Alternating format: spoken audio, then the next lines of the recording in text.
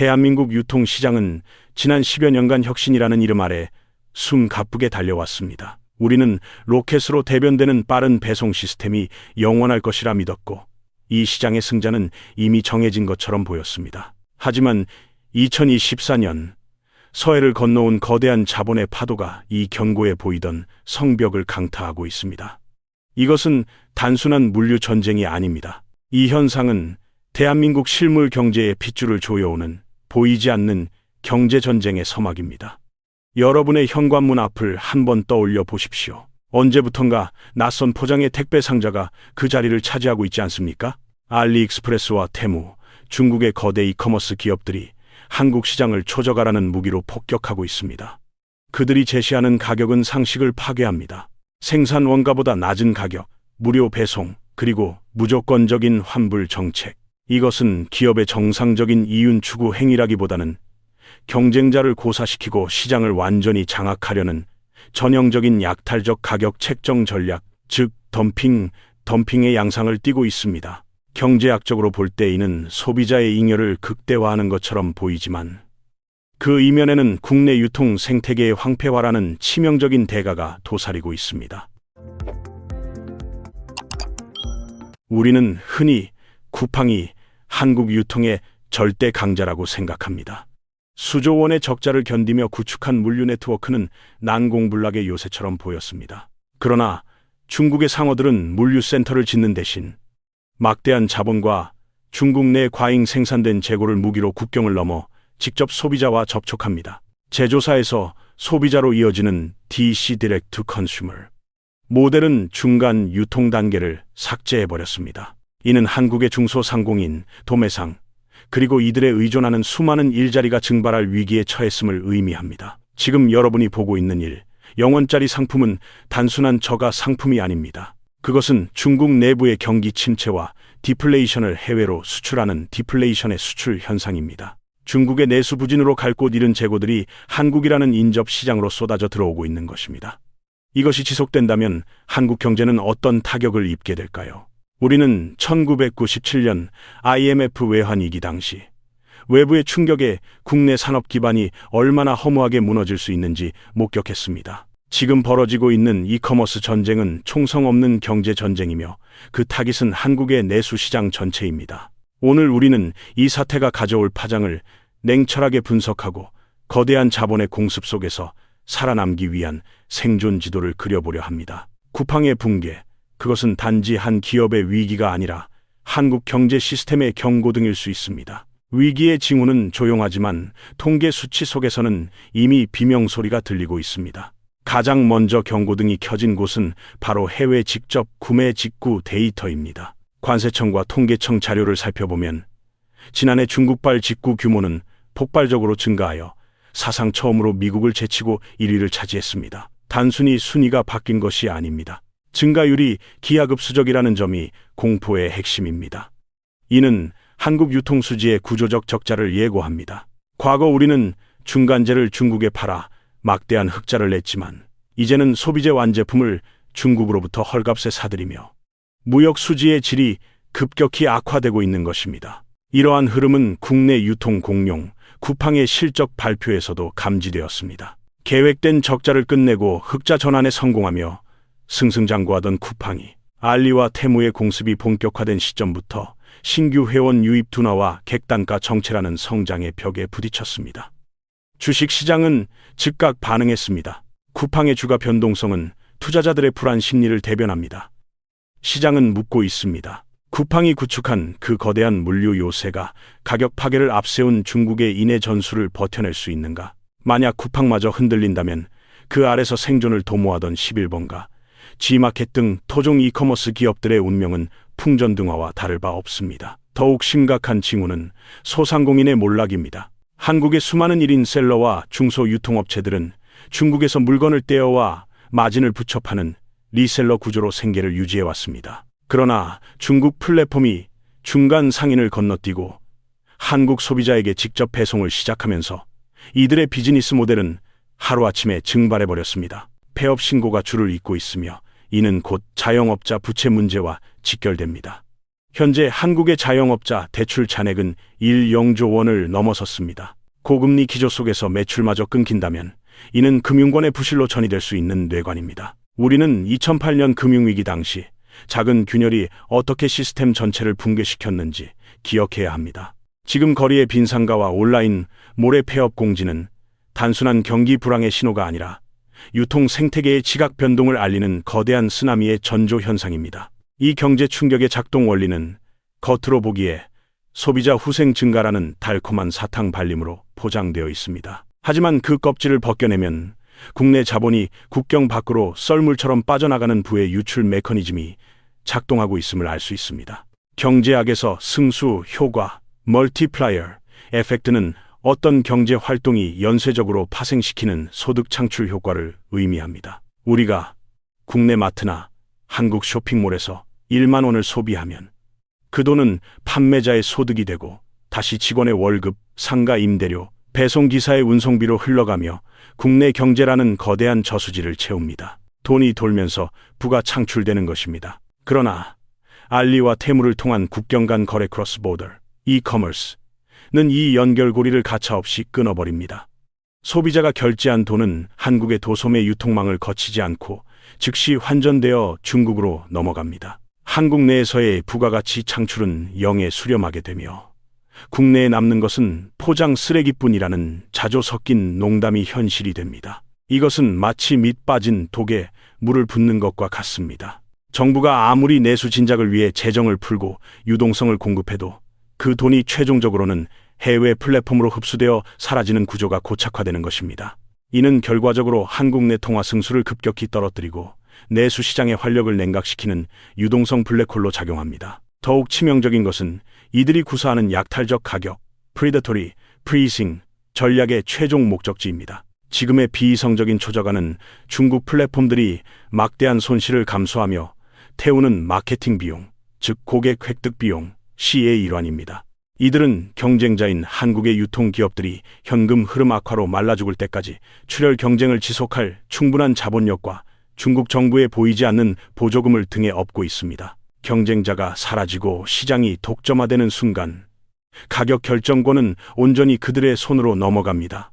그때가 되면 우리는 더 이상 저렴한 물건을 살 수 없게 될 것입니다.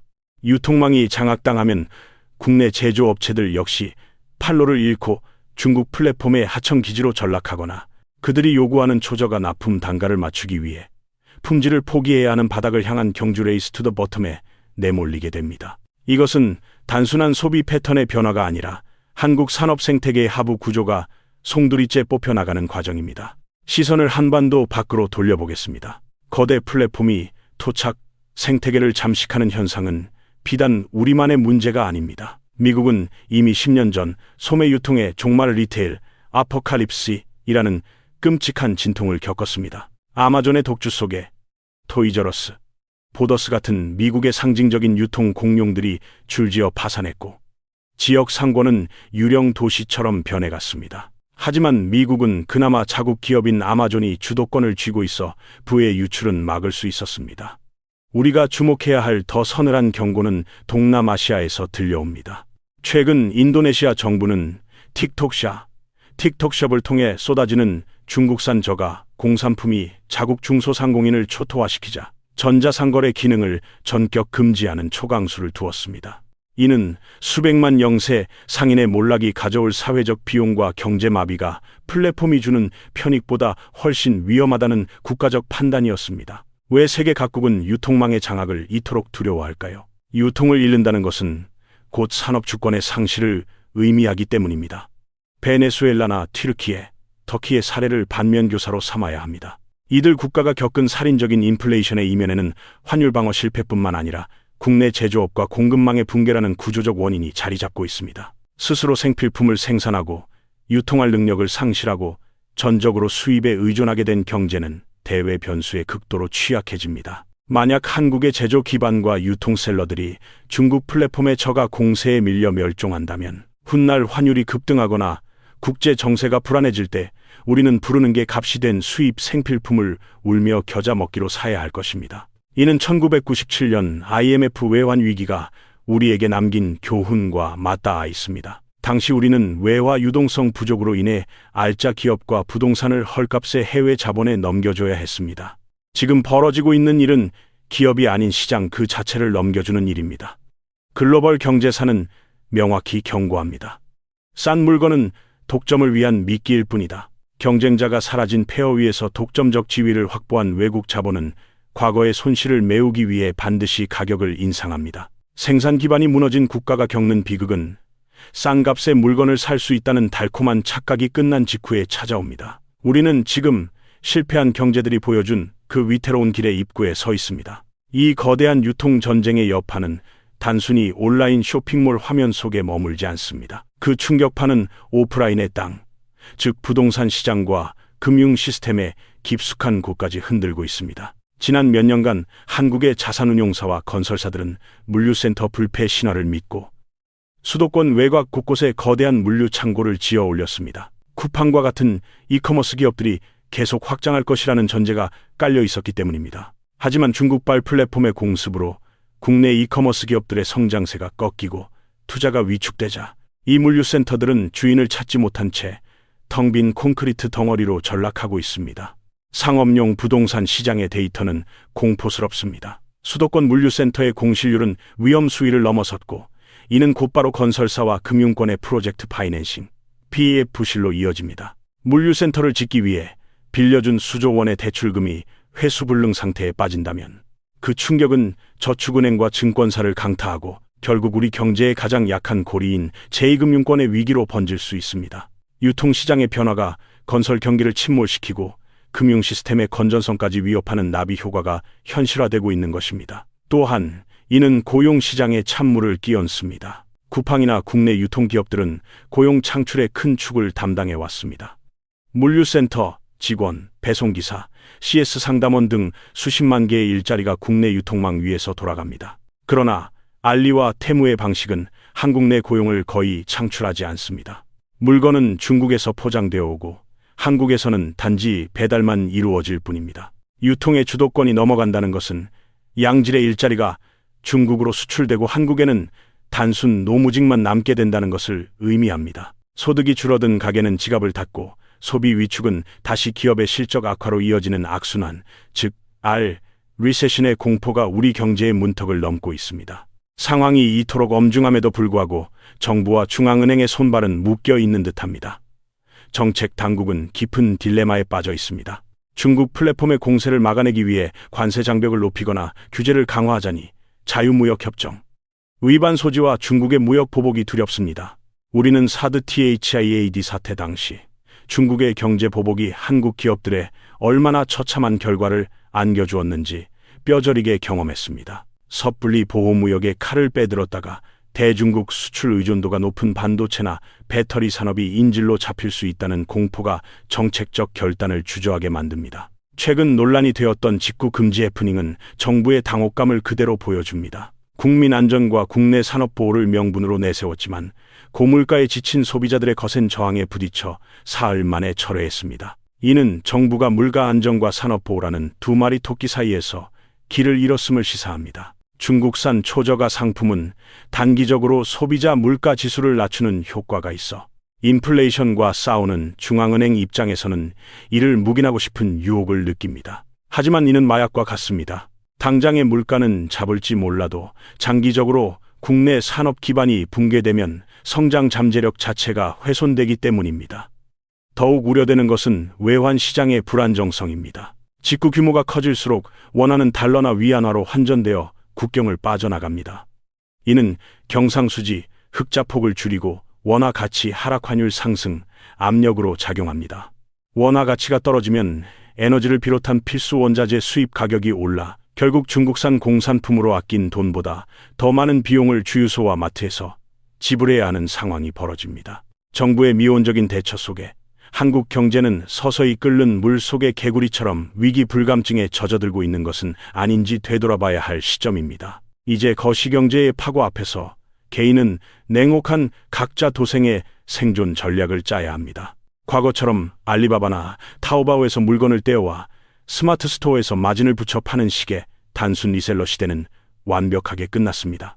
중국 생산자가 한국 소비자에게 직접 파는 세상에서 중간 유통업자는 더 이상 설 자리가 없습니다. 지금 유통시장에 몸담고 있는 사업자라면 단순히 물건을 파는 것이 아니라 가치를 팔아야 합니다. 중국 플랫폼이 절대 흉내낼 수 없는 영역, 즉 독자적인 브랜딩, 철저한 검품과 AS, 그리고 고객의 감성을 터치하는 큐레이션 능력만이 살 길입니다. 가격 경쟁은 자살 행위입니다. 그들보다 싸게 팔 수는 없습니다. 대신 그들이 줄 수 없는 신뢰와 경험을 비싸게 팔아야 합니다. 소비자들 역시 초저가의 환각에서 깨어나야 합니다. 당장 싼 가격에 이끌려 구매 버튼을 누르는 행위가 나의 개인정보가 중국으로 넘어가고 내가 일하는 회사의 경쟁력이 약화되는 부메랑이 되어 돌아올 수 있음을 인지해야 합니다. 또한 안전 인증, KC를 거치지 않은 초저가, 유아용품이나 전자제품이 내 가족의 건강을 위협할 수 있다는 사실은 단순한 공포 마케팅이 아닙니다. 검증되지 않은 소비에 대한 청구서는 병원비나 사고 처리 비용이라는 값비싼 형태로 날아올 수 있습니다. 현명한 소비자는 가격표 뒤에 숨겨진 사회적 비용과 안전의 가치를 계산할 줄 알아야 합니다. 투자자들의 시각도 바뀌어야 합니다. 내수 유통주나 단순 제조업에 대한 미련을 버려야 합니다. 중국의 과잉 생산을 방어할 수 있는 경제적 해자머를 가진 기업, 대체 불가능한 기술력이나 강력한 팬덤을 보유한 브랜드에 주목해야 합니다. 거대한 자본의 파도가 칠 때는 파도에 맞서 벽을 쌓는 기업이 아니라 파도를 타고 넘을 수 있는 서핑보드를 만드는 기업만이 살아남습니다. 지금은 포트폴리오를 재점검하고 변화하는 무역 질서 속에서 생존 가능한 자산이 무엇인지 냉철하게 숫봐내야 할 때입니다. 오늘 우리는 1영원짜리 택배 상자에 담긴 한국 경제의 위태로운 자화상을 들여다보았습니다. 쿠팡의 위기는 한 기업의 경영난이 아니라 대한민국 유통주권이 시험대에 올랐음을 알리는 신호탄입니다. 알리와 테무라는 거대한 상어떼는 피냄새를 맡았고 그들은 한국 시장이 완전히 잠식될 때까지 멈추지 않을 것입니다. 자본에는 국경이 없다지만 그 자본이 휩쓸고 간 자리에는 폐허가 된 공장과 텅 빈 상가, 그리고 일자리를 잃은 이웃들이 남습니다.